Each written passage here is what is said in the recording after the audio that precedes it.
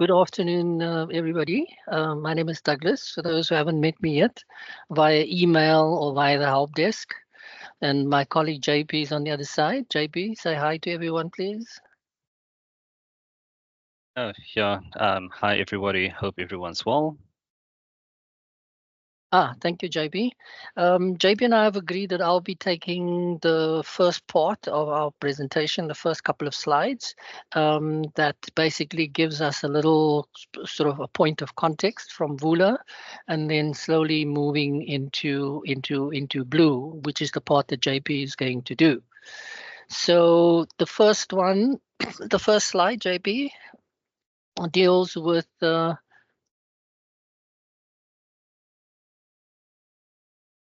right. I don't know if everybody has heard, but we are starting with a new course evaluation tool. Perhaps there's a bit of a confusion. Whenever we talk about course evaluations, then people immediately talk about or think about the way they used to do things in Vula. And that brings with it the expectation that since they've done it in Vula, they'll be able to do it in Blue in their sleep or very easily or quickly. But there are a couple of surprises that we will reveal as we go along. Things are not what they always seem, but we will try and give you some insight as to what to expect when you deal with a new tool called Blue.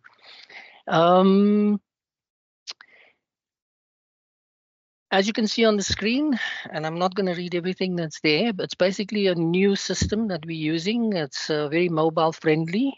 With Vula, there were some issues. It wasn't that mobile friendly, but with Blue, it comes with that as a plus, that you can actually, or the students and the lecturers can actually do their course evaluations on their phone, and there shouldn't be really any issues unless you one of those unfortunate individuals who have a not so smartphone, which we assume everybody has got by now.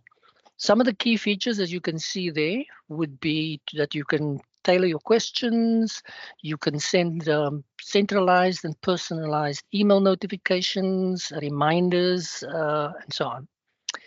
Also, it ensures anonymity and confidentiality, and those of us who have been using the Vula tools will know that that comes as part of the package. But then Blue adds some advanced security features that JP will just give an overview of. We won't have time to go into much detail as far as that's concerned. Again, the point is made that it's available through computer, tablets, screen readers, etc. The other big plus in terms of Vula and the Blue Explorance in Amathuba, in Vula, you kind of had to wait until the end to see your results, whereas with Blue, you can actually monitor and you can see the live responses. For example, 2 out of your 10 students have responded over the last week. So just to put things into further context, some key differences between Vula and Amathuba. As we know, those of us who've been working in Vula, if you're a site owner, you support staff, you have a lecturer role, then you are able to create your templates and build your course evaluations around that. As you can see on the right, on Amathuba, that situation is different in that although only the lecturer, administration, and support staff will have access. Now, I'm going to pause there for a moment because we know that in Vula, once you assign someone the site owner, support staff, and lecturer roles, then people can basically go and do everything from scratch. In Amathuba, that is not going to be the case. And JP will give more information a little bit later when we get to those points. In Vula, if your role allows it, a course evaluation can be created from a template and allowing as few or as many questions and question types as per your requirements.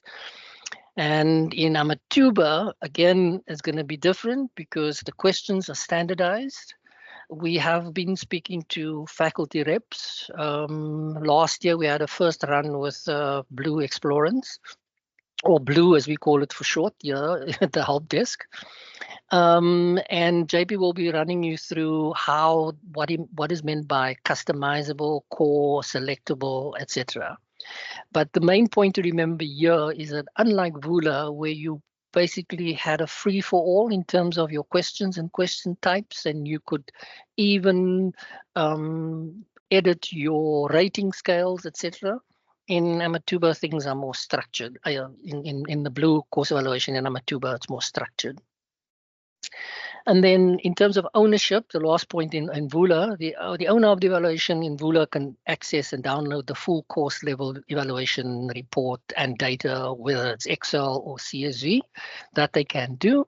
But in Amathuba, you're going to find that it's more formalized, and each lecturer will have access to his or own results. The point to remember there, JB, yes, that's fine. The point to remember about the ownership is that in Vula, there's always been this issue about ownership and who can get it and who can't get it. Currently, the way it's going to be in Blue is that whoever it is assigned to as an instructor, they will have access to it. They won't be the owners of it. So that's an important thing to remember. Okay, thanks, JB. In Amathuba, in the same way as in Blue, the student completes a published course evaluation in Vula. A tutor gets evaluated in a published course, provided there are tutors in the template, and that is particularly also related to what JP is going to talk about later on about the tutor role and the Blue evaluation. And then the lecturers can edit the settings of a course evaluation. And they can customize their questions and they can set dates. And JP is going to talk later about the limitations for the lecturers and for the students and for the tutors, sorry. And then we have the administrator and support staff role in Amathuba, that they can set the settings of a course evaluation as they've been able to do in Vula. But in Blue, JP is also going to explain how that comes about. What are the limitations and what are the pluses and minuses about that? Thanks, JP. And now it's over to JP. Hi, everyone. Thank you, Douglas. Thank you for the overview and for also explaining the setup or the context of the setup in Blue. Yeah, so as far as functionality is concerned, there's a few core aspects that are involved in the course evaluations for Explorance Blue, and how the lecturers or the administrators will be managing the course evaluation management tasks around that, right? And among those are the opt-in and out, the core and selectable question functionality, as well as the questions to include and exclude in the question customizations template. And then there's also the selection of which lectures to include and exclude, and the setting of time and dates, right? So ultimately, all lecturers in the lecture, or all users that have a lecturer role in the Amathuba course, right, will have the opportunity to opt in or out of an evaluation, right? So basically, they'll be able to determine whether the evaluation will go ahead or not, right? So ultimately, consensus will need to be had within the course management team, whether or not they want to run an evaluation on Explorance Blue for the course that's running on Amathuba, right? So that's obviously something that will have to be decided internally within that particular department, within that particular course management team, right? Yeah, and then we've also been working with faculty representatives from each faculty to establish the faculty's course evaluation questions for the 2024 first semester, yeah, which will then include the core questions, right? So I'll expand more upon what we mean by core questions a little later, or as we go along. And then, yeah, the faculty course evaluation questions will ultimately be confirmed by the 22nd of April, right? So that was the agreed upon date between us as the Explorance management team, or the course evaluation management team for Explorance, and the faculty representatives.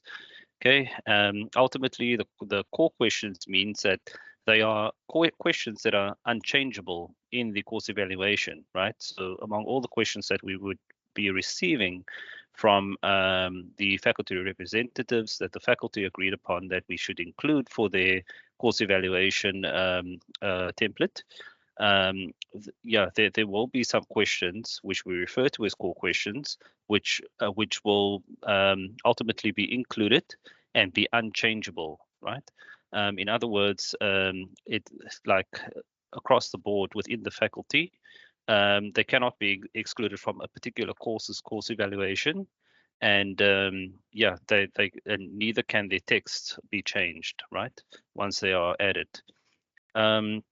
Yeah, there's also certain questions that you will be able to allow to include or exclude, right? And those are the questions that are non-core questions. Okay, and then yeah, so customizable questions will also be allowed. So there's about 8 customizable questions. There's about 6 let's see, yeah, 6 Likert scale questions and 2 open-ended questions, right? That can be used as customizable questions.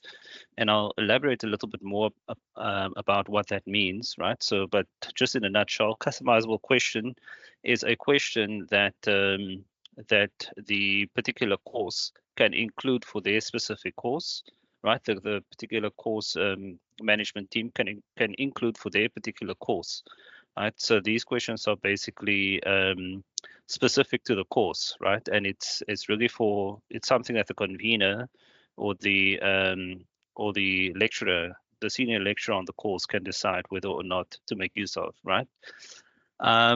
Yeah, so the person who customizes the course evaluation, which can be somebody from a support staff role or a administrator role on the site, will also be able to select which lectures to include for the evaluation, right? So these are the lectures that will all be evaluated by the students within the course evaluation, right? And then the person will also be able to set the dates, the times, the start and end dates, and the opting in and out of whether or not the evaluation will commence, right? Okay, so I'm just going to take you through the task now. Some of the demos and the screenshots of how it will look within within Amathuba, right? Once it gets launched. Okay. Yeah, so once a course evaluation gets published on our side, right, within the Explorance course evaluation management team, it will then appear on the course evaluation task widget, right? And there's an example of what it looks like, the course evaluation task widget. And there'll also be a list of the course evaluations in there, okay? Yeah, so this is basically a new feature, the course evaluation task widget that we added last year with the piloting of Explorance Blue in Amathuba. And yeah, this is basically visible in the home page. So it's not it's within the lecturer's homepage, right? Within anybody with a lecturer's role, it's within the homepage, the Amathuba homepage. It's right at the bottom, towards the bottom of their screen on the Amathuba homepage. Okay, and there you can see it provides a list of course evaluation management related tasks for each lecturer and for each of their courses, right? So, okay, so there's also the tool, the course evaluation specific tool, which is within the activity menu, right? So this is a brand new tool, and we added it in the activities menu, okay? So it basically contains, so there are 3 sections that are included in it.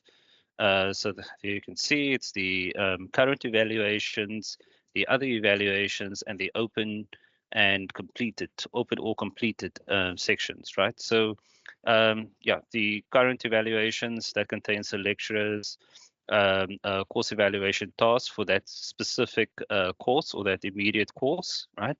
And then the other evaluations that contains the lecturers course evaluation tasks for other courses, right? Yeah, for other courses that they might be lecturing on or involved in.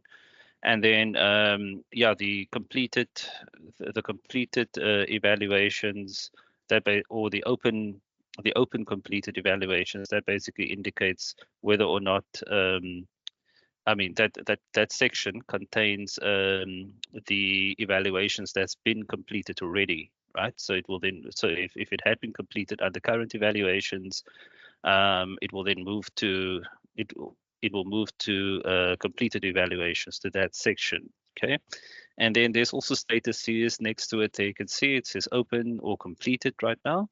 That basically indicates whether it's still open to be edited and launched, or whether it's already been completed, right? Whether launching for it has already gone live, and now the students can go ahead and complete the evaluation, or yeah, fill out the survey. Okay, so yeah, so the lecturer role, yeah, anybody with a lecturer role can do the following, right?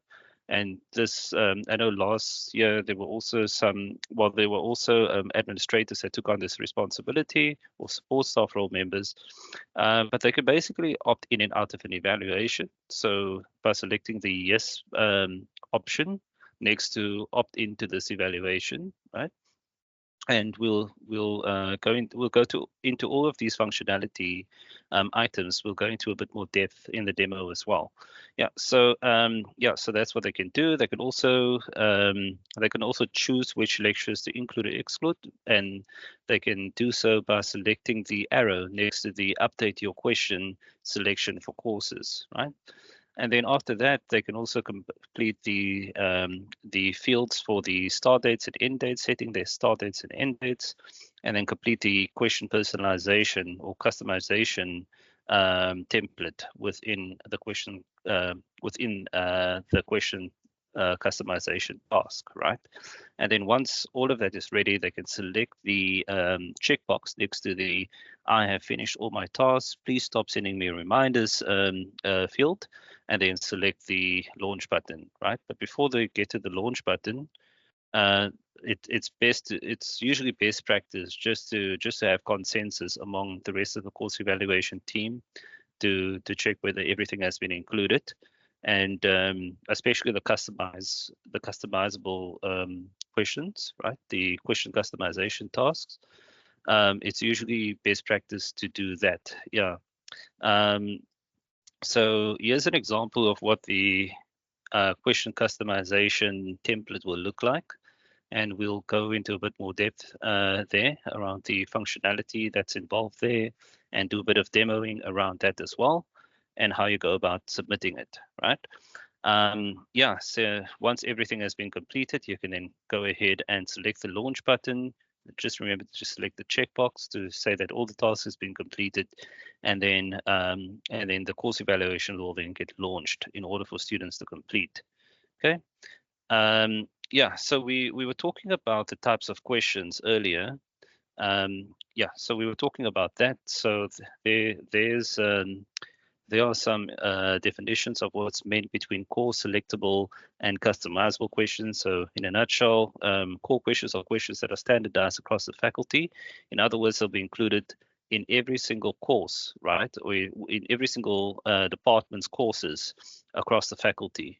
Yeah, and they get automatically included. In other words, they cannot be edited or amended within the question customization function, right? Selectable questions are also standardized across the faculty, just like core questions, but the difference here is that based on preference, the specific course convener or the specific course management team can decide whether or not to include them, right? So based on preference, right? And these can basically be selected for inclusion or exclusion by the lecturer or anybody that sets up and manages the template for the question customization function. Yeah. And then customizable questions, like I mentioned before. So these are basically blank questions that are customized for each course.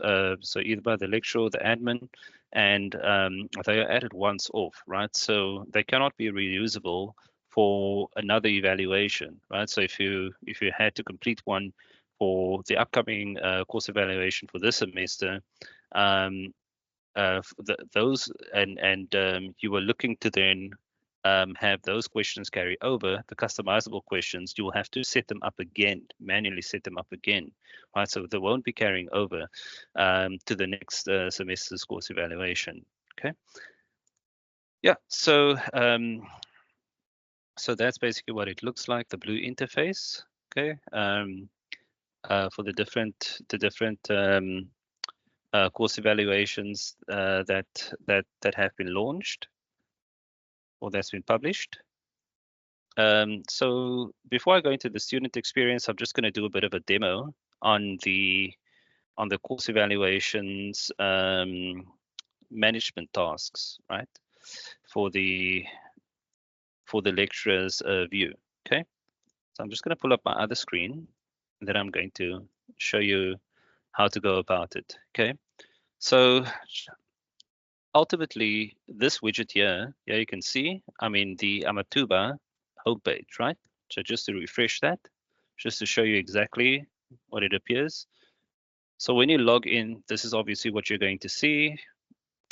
And then right at the bottom, right, of Amathuba in the homepage, you'll see the list of course evaluations that were launched for your courses, right?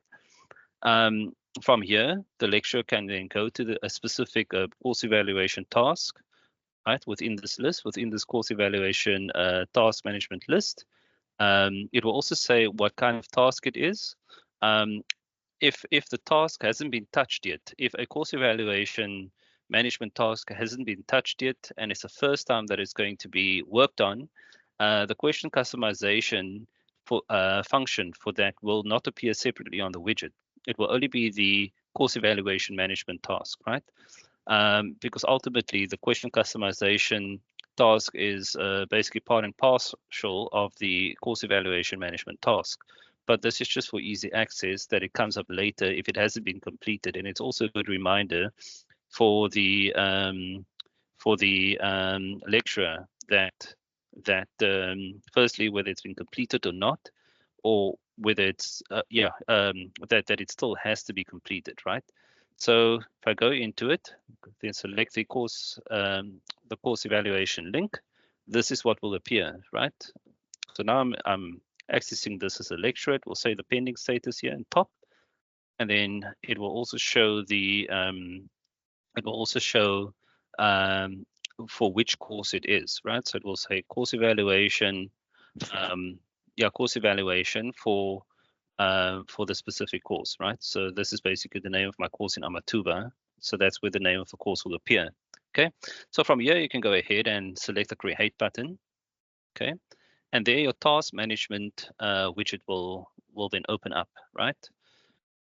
From here, anybody with a lecturer role can decide whether or not to opt in or out of this evaluation. If they opt out, right, they select no. If they opt in, they select yes. And then from here, they can go ahead and complete these specific tasks. So here they can go ahead and select the lecturers who they want to include for evaluation. So in other words, if I go in here and I want to include myself and Douglas to be evaluated by students, then I'll choose the button next to it and select the yes option. And then here it will also give you a notification of who will be included for evaluation. And then you can go ahead and say, yes, I'm sure, if those are the people who you want to be evaluated by the students, right? Okay, so from here, you can set the time and date. Okay, set the time and date. And it will also, yeah, you can see below the start and end date, it will say from when until when, or basically the time between which the course evaluation start and end dates can be set, right? So there it's between the 15th of April until the 31st of May. Okay, so I'm going to set my course evaluation dates for this evaluation. Okay, so I've completed these three tasks now, but now I have to go ahead and complete the question customization task, right? Okay, so I'll select the arrow next to the task, and then it will open up the question customization template for me, right? So these are all the questions you can then edit in for inclusion in your survey, in your course evaluation survey, right? You can select the expand all button in order to see all the questions, right? Okay, so there you can select expand all, and you can also preview it once you've updated everything. Okay, and then save it if you want to come back after customizing and applying any configs or setup to it. Yeah, and you want to come back later and review it before finalizing it, before submitting it, you can do so too. Okay, so yeah, so to get into the questions themselves, here's an example of what is meant by core questions, right? So core questions, you'll see these are questions, like I said, they are unchangeable, right? So you cannot edit their text, and you cannot include them. I mean, you cannot exclude them, right? So they are automatically included, right? Because that's what the department would have approved for automatic inclusion. Excludable questions or selectable questions. These are questions that the faculty wants included, but provides the option for the course evaluation management team of the course, or the convener or the lecturer, to exclude or include, right? So yeah, they are by default excluded, and for that, and they can then be included, right? So say for instance, with this question here that says, were the tutorials useful for learning? If you want to include them, you can move the button to include it, to the included status, right? And you can also preview what's underneath it, like the scales and the options the students can select from. Okay, and so for instance, we want to include these as well, but we want to exclude that one. We can do so. Okay. Yeah. So from there, those will be those are the included questions. Okay. And then there's also the customizable questions, right?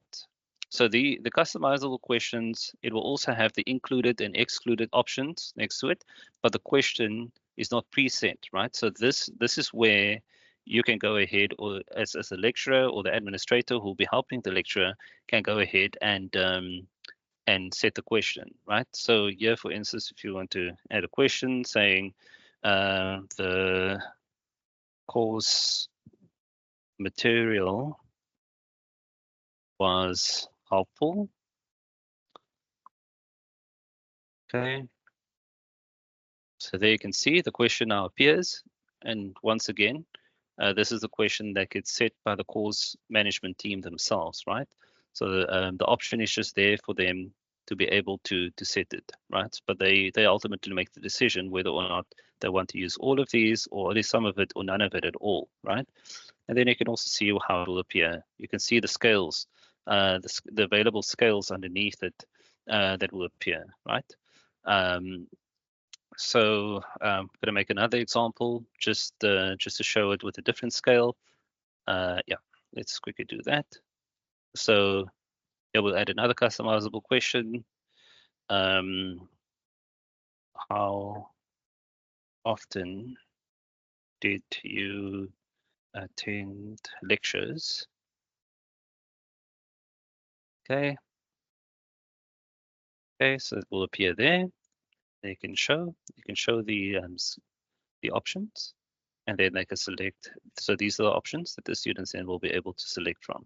Okay, and then the other customizable question option or type that we've included are the open-ended questions. Okay, so here, for instance, you can ask any question that you want to, and it will basically be an open response, right?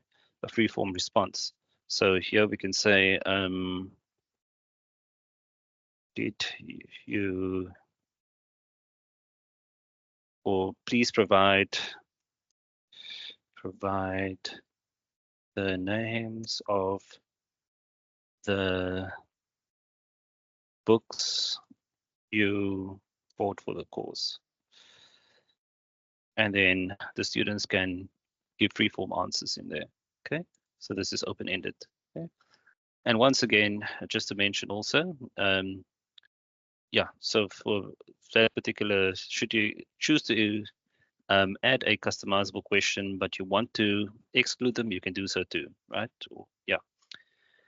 So ultimately, usually all the customizable questions gets included by the course management team. And then once all of it is completed, you can do another preview of it. Okay, so from here you can do a preview of it, and you can see how the evaluation will appear.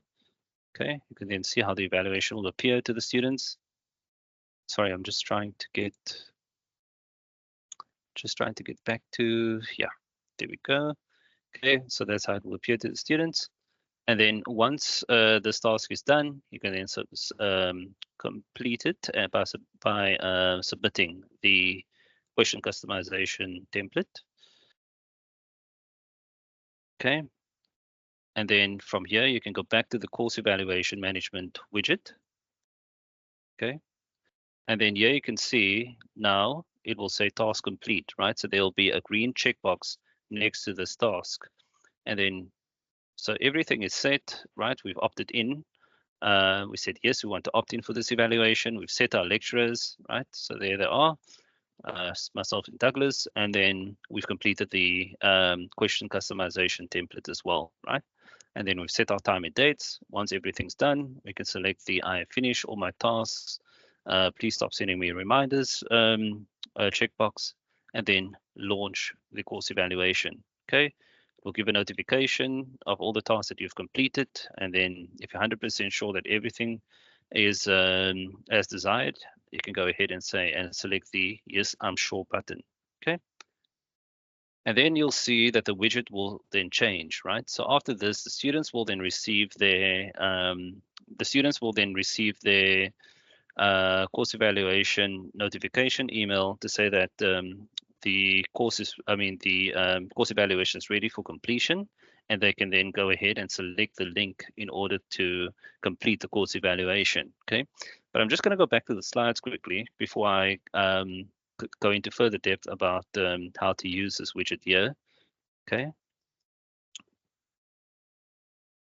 Okay, so now we are at the student experience, which goes hand in hand with the back end of what I just demonstrated. Okay, so just trying to find my other slide. Yeah, there we go. Okay, so basically on the student's experience, there'll be a pop-up on Amathuba where it will show the various courses or the various course evaluation links for that student. Okay, and like I said, they will also receive a email notification with the course evaluation link inside it. So from both links, they'll be able to access the course evaluation for completion. Okay, here's what the pop-up looks like. And as you can see, those links are all live with their due dates next to it as well. Okay. Right. And just like, and yeah, like I said, the students will also be able to receive the course evaluation, or will also be able to access the course evaluations through the course evaluations tool in Amathuba. And then this is an example of the course evaluation link, or not only the link, but the email notification that they'll receive with the link included in it. Okay. Yeah. So so once the students have then completed the course evaluation, the monitoring of the course evaluations will become available. Okay, I'm just going to go back to, sorry, just going to go back to my Amathuba. Yeah. So in order to then monitor the course evaluations, here are the response matrix that the lecturers, or the response data that the lecturers can use, right, on this widget, right? So it will give this response donut over here, the response rate donut, okay? And so it will provide a percentage in there, and they can also refresh this in order to show the latest one, the latest response rate. It will also show live. So as you could see, as we saw before, it said pending, right, until we've completed the course evaluation. Now it says live because the course evaluation has been launched by the course management team or the lecturer. And then in order to see who's completed it, who's started it, who's responded, and who's been invited, yeah, on this course evaluation, this is where lecturers can monitor those that information. Okay. In order to check who's invited, they can select here, and there they can see who's all invited to complete the course evaluation. Okay. Yeah, so from there, in order to access reports for lecturer level evaluations, I'm just covering this part now because we're on this widget. Yeah, just to save time. The lecturers will then be able to complete, to be able to monitor it from here, right? So, or they'll not monitor it, sorry, they'll be able to download their the lecturer level course evaluation reports using this button on this course evaluation management widget. Okay, so just a reminder, there are two types of reports, right? Two report types. There's a course evaluation or the course level course evaluation report. Yeah, so that's the first one, and that obviously covers all the information or all the response stats and information and results for a course evaluation at a course level.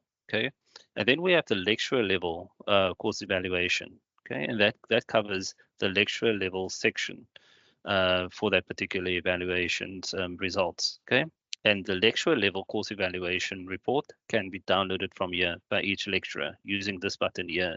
Okay, so if they select this, there's obviously no responses in this because we just launched it. But if the lecturer selects this, they'll then be taken to a link where they'll be able to download their specific report, right? So not the course level course evaluation, but the lecturer level course evaluation for them specifically, right? That's specific to them. Okay, so just to also go further into reports, just want to take you a bit further into reports, and we're nearly done. Yeah, so the minimum response threshold at the moment that we've set is two course evaluation responses. It was 5 last year initially, but because there are certain courses that have really small class sizes, we had to adjust it to 2 responses, right? And yeah, the reports are basically available in PDF and CSV format. CSV format being the raw data, and the PDF being the standard report, right? Yeah, so as I said, the lecturer level course evaluation report is accessible on the course evaluation management widget, and the course evaluation level or the course level course evaluation report. So the HOD and the convener specifically, those 2 roles, they'll be able to access, or they'll be given access to the course level course evaluation report through hierarchy-based access, which we will be setting up this year as well. Just also as an informative, it's also important for the lecturers and HODs to update their information in PeopleSoft, right? So it needs to be absolutely accurate for the hierarchy functionality that we're going to be setting up, so that they can have access to those course evaluation reports. Yeah, and yeah, so yeah. Furthermore, there's a single format which is customized by SILT. That's what the PDF report will consist of, and it will include various statistics and various result types, as well as blue text analytics and word clouds, in order to provide lecturers with as comprehensive data as possible on their course evaluations. Okay. Yeah. So yeah, so it's customizable in a single format, and the quantitative data has several options for detailed statistical analysis. And yeah, they can also choose. Yeah, we can also be able to choose what to include and what not to include. Yeah. Yeah, so that brings us at the end of our presentation on this course evaluation management structure. I mean, the course evaluation management training. So we're going to give over to. So, Thanks, JP. I'm going to pick up okay. here and field Perfect. sort of help organize the questions more than anything else. Colleagues, before we proceed, I'd like to just put a little bit of a talking point in here, which is that this particular tool is a faculty level intervention. Okay. Yes, it takes up data from courses, but this is not your only opportunity for evaluating your course. It is one particular tool for doing that. And I see that we have a couple of hands up already, and I want to ask a couple of people who had text questions as well. So Headley, you've got hand up first. Would you like to unmute? Hi, everyone. Hi can you hear there. me?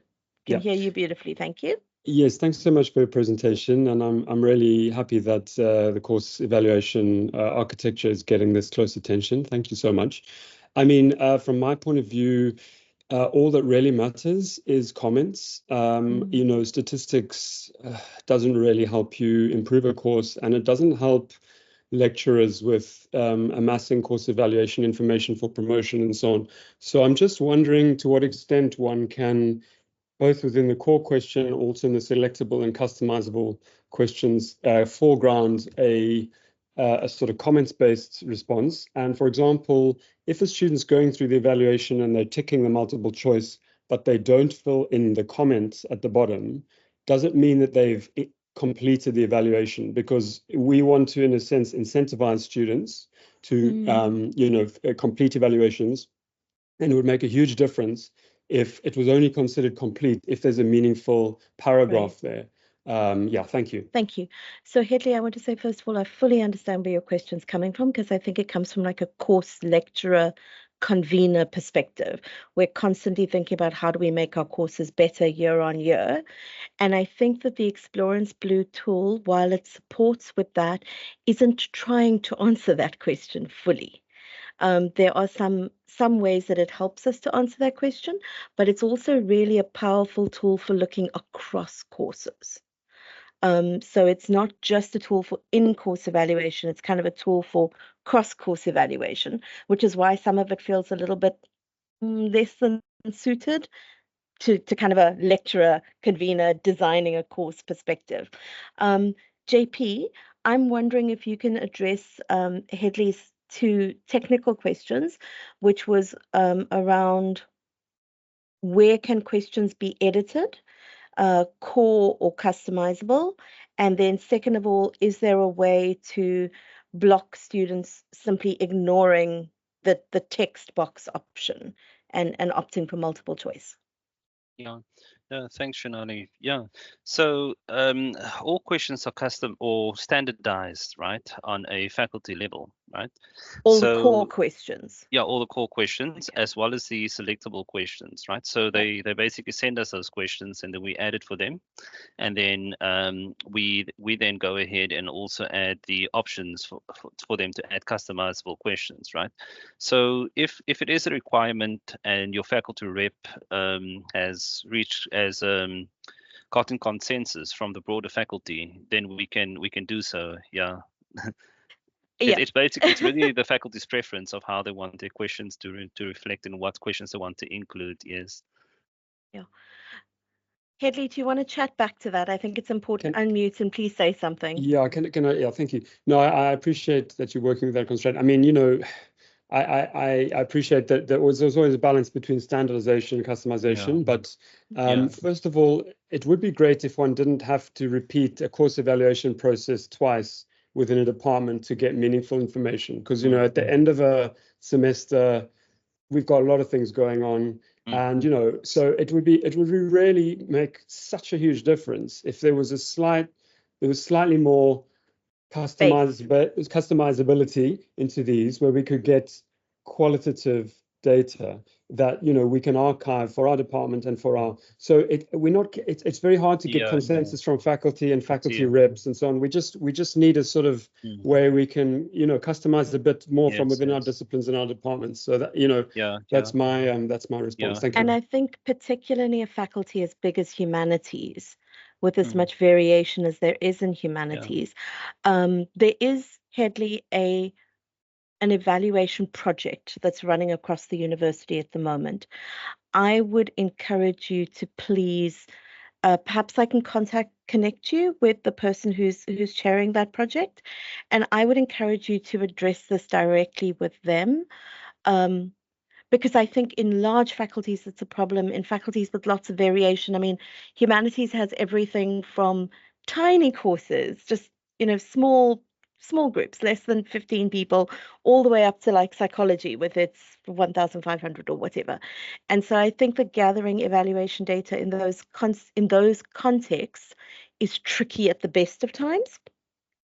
And I want to say thank you for flagging your concerns so clearly. I'm going to connect you with that person. And I think what we might over time be able to do, it might not work this year. In fact, it definitely won't work for this semester. But perhaps over time, what we do is faculties have strategic conversations about, for this kind of course, we want to gather this and we can allow this kind of flexibility. Shanani, I was also going to say to Hedley, what you can also do is maybe reach out to Martha Evans from Fullman Media, because she's the humanities faculty's faculty representative, and she'll then liaise with Douglas around the requirement for that. Okay, cool. Thank you, Hedley, and thank you for the really the caring questions. I see your care for your course in those questions. Ilanka, I see a hand up. Hi, good afternoon. Nice to see you again. How are you doing? I'm well, thanks. I think I have a very similar concern than the previous speaker. I'm from the Graduate School of Business, and I get that this is a faculty level evaluation tool, which sounds really great for standardizing and seeing how all the courses are doing. I actually have too many questions, but I come to the conclusion that I don't think this is going to be very useful for me, because firstly, my programs don't run on a traditional semester type schedule. My programs also has a thematic design where several lecturers to contribute to a course. They teach a day and then they move. And I was just wondering, standardization is nice, but it doesn't really allow that flexibility. For example, I need to break the tool up so that when a lecturer teach, we can do the lecture evaluation, but the course is actually only finished 3 months later. So to do a course evaluation today, yes, before they forget who they saw. Exactly. So to do a course evaluation 3 months after you've seen a lecture for 1 day, to get that is a bit pointless. So I'm just wondering, should I be looking at this, or should it rather be our faculty office that is looking at this for more generic type assessment? That's not going to help me improve my course in terms of achieving my learning outcomes, because that's what I hope to get from a course evaluation is how do we hit our learning outcomes and how do I need to improve? Absolutely. So what I'm hearing is that we have a wonderful culture at the moment in some courses in the university of evaluating as we go. We've taken the design thinking stuff on board, we've taken the responsiveness stuff on board, and we ask our students regularly, how's it going? What do I need to do? Where are you? And I don't think that we misuse the Explorance Blue tool for that. Think of this tool as a faculty level tool for our smaller informal things. We do a new kind of activity, we run a special week, we have guest lecturers. Those can be run, I think, very easily through any other kind of survey tool. There's a survey tool in Amathuba. You can bring in a Teams tool, you can bring in any kind of form tool, there's all sorts of different tools. WooClap's not great for producing Excel outputs at the end, but it does give you great question tools. So I think for formative evaluation, for the kind of evaluation you want to do along the way, this is not the tool for that. This is the big faculty oversight, once a semester kind of tool. There were a couple of other questions. Ilanka, does that sort of answer? It does. I mean, no, yeah.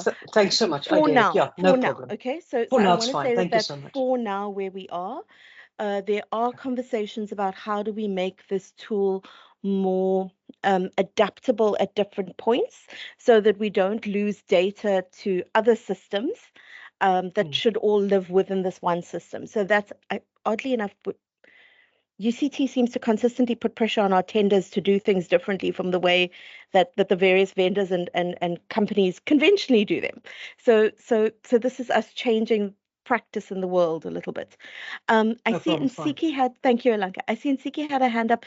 Nsiki, you had 2 questions that I couldn't answer in the text. I'm sorry. Do you want to unmute and ask them out loud?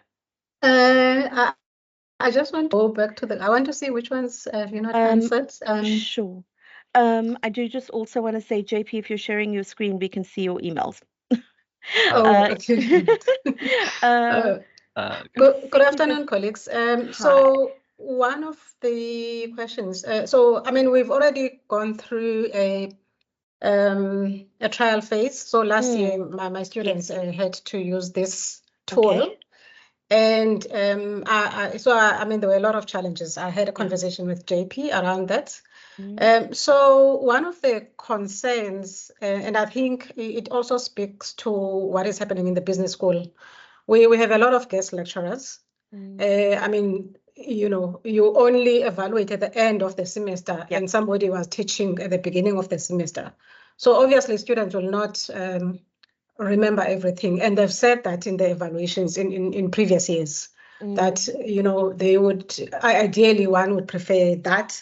And in fact, what often happens is that you have lecturers who want to evaluate immediately after they have lectured for their own professional development.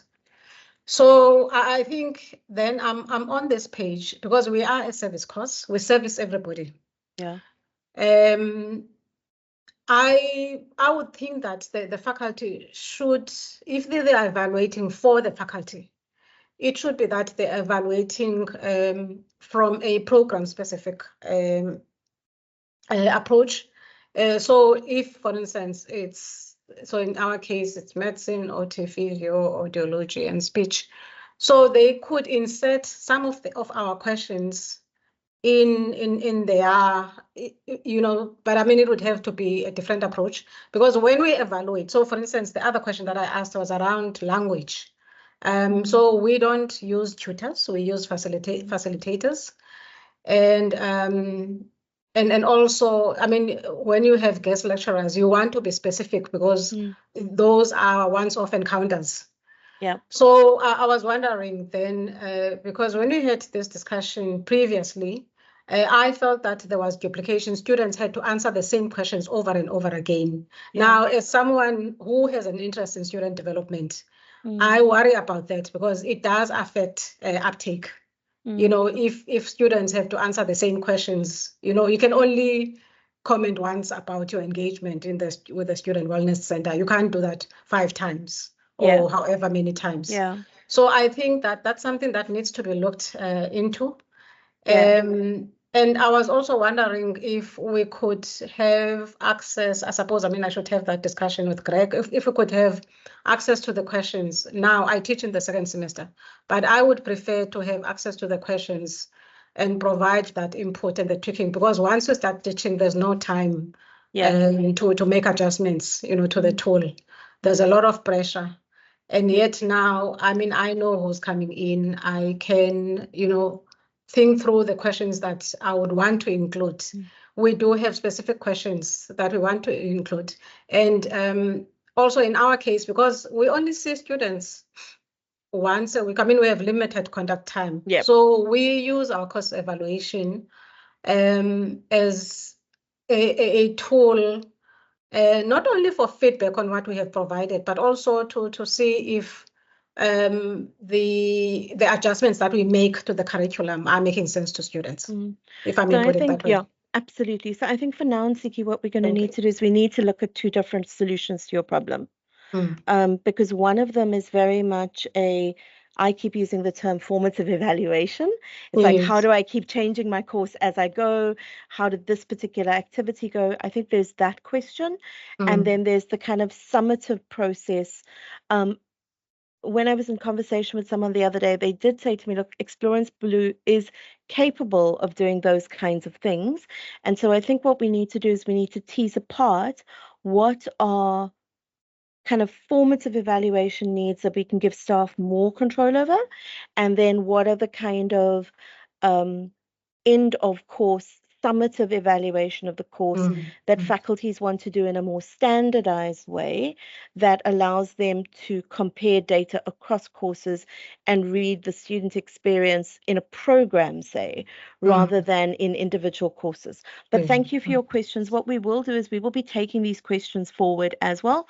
I know that not all of them are in our capacity to address immediately, but there is an ongoing project to address them. Thank you so much. So Nsiki, for in the fact, questions. the one other question that I had, oh, sorry, I see the time is almost up. It was around the reporting lines. So for instance, our HOD is not our head of division. Right. Those are two, Yes. you know, different portfolios. Yeah. So if one is going to have that direct line, who will it be? Because I mean, the one is controlling the budget and the reporting. Yes. The other one is more line involved manager in administration and personal and professional development. Right.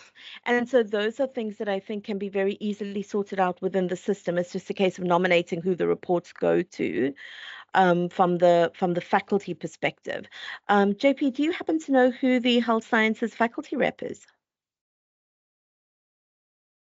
Oh yeah, so that's Greg. That's Gregory Doyle, Janani. Sure. Yeah. So I think in Nsiki, what we must do is we must flag that as a concern with Gregory as to who is the receiving participant in those of those reports.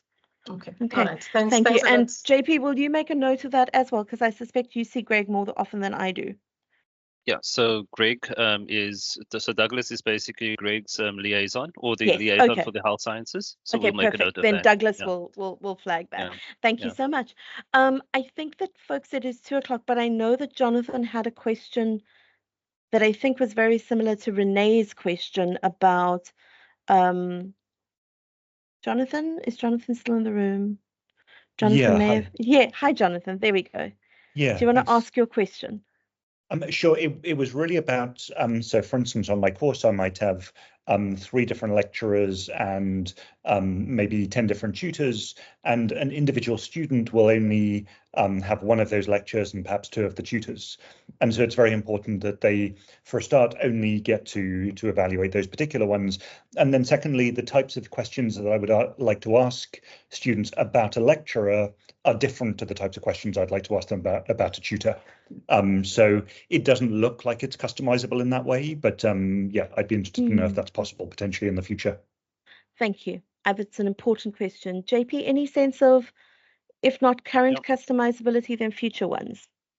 Yeah, so the questions for lecturers and tutors, they can be accommodated, so they can be different. I mean, there are many course evaluations last year in which they were different for different faculties.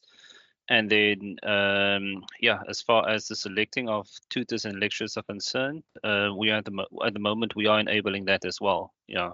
I know, Jonathan, you had that question last year as well, Yes. I think, especially the lecturer ones. So yeah, so at the moment they can select their own tutors, and we are just checking if well, yeah, we basically busy testing the functionality that enables them to select their own lecturers as well. Yeah. So when they've selected a particular lecturer, will it then come up with a set of questions that are specific about lecturers? And then when they select a tutor, it'll come up with a set of questions that are specific regarding tutorials? No. So before they go ahead and answer the course evaluation, a screen will appear, right? A web page will appear where it will enable them to select the lecturers, and then another one will appear where it enables them to select the tutors. And then when they need to answer the questions, they'll be answering all the questions, including the lecturer questions and the tutor questions, for the entire course. Yeah. So the lecturer questions will apply to all lecturers, and the tutor questions will apply to all tutors that they've selected. Yeah. Right. So okay. Sorry, go on. So I just want to confirm then, JP, it's a generic set, it's a predetermined set of questions for lecturers and a predetermined set of questions about tutors. Yes, but Okay. in the question in the question customization template, they can select which ones to include and exclude. Should the faculty make those like excludable, selectable? So could I, for instance, add in I would like a particular question to go to lecturers, to go under the lecturer section, and then students, when they have selected, let's say they have 2 lecturers, they can answer that question twice, once about each lecturer? Let me just think quickly. Do you mean, Jonathan, that 2 lecturers will have 2 different questions, in other words? No, they have the same question. So maybe the question is, how much did you enjoy this, the lectures from this lecturer, and then they would answer it twice if they have gone along to 2 of the different lecturers' lectures. Yes. Yeah. Should they have been taught by both lecturers? Yeah. Okay. Yeah. And should those questions have been included as selectable questions by the faculty, right? Yeah. But and if they haven't, then I can create my own customizable questions that go specifically multiple times to different lecturers and tutors. Yeah. Okay. It can. Yeah. Okay. Well, that sounds good. Okay. Sure. Okay. Thanks. Thank you. Thank you very much, colleagues. It's 4:05, so I think that what we're going to do is we're going to wrap for now. I do want to encourage you, however, to go away and have a little bit of a think about this. We will drop. Oh, Renee, my apologies. Do you have a question you'd like to ask? No, that was an accident. Thank you. It's been no a worries. Sorry, Shonali. I actually have something to JP. add Sure, to Jonathan's question. I just remembered, actually, customizable questions are course specific. They're not lecturer specific. Yeah. So if you add a customizable question, they won't be specific to a lecturer. They are course specific. Yeah. Okay. That's a slightly different tricky thing then. Okay, so folks, I think the thing that we need to be very clear on here is that this is an important point to talk to faculties about what questions they are including, what questions are going into the core, what questions are going into the selectable, and then how much space you have to play in the customizable. I feel like this is one of those moments as an academic where you really need to engage with your department and as a department with your faculty to ensure that the version of the tool that you develop over the next couple of years is something that you really are able to extract good data from and able to work with in order to improve your courses ultimately. I want to say thank you to everybody so much for attending today's session. I know that there's been a lot of new in our lives in the last couple of years, and it's entirely possible that all of that new together is quite a lot. So thank you for showing up and for engaging with the new stuff, and trying to repurpose it and work with it and make it functional for your needs. That's a really important part in the process. There is, as I said, this larger evaluation project, which is in conversation in various faculties at the moment. And so I would encourage you to please keep eyes open for that. It's a really important part of the kind of data that shapes our paths and our trajectories going forward. So thank you very much to everybody who joined us. A massive thank you to our 2 presenters for today, Douglas and JP. I want to say a huge thank you to you both for managing what is a fairly complex program and making it accessible for us. And we look forward to being able to keep asking you questions about this. Thank you, everyone, and thank you for your questions to everybody in the text chat.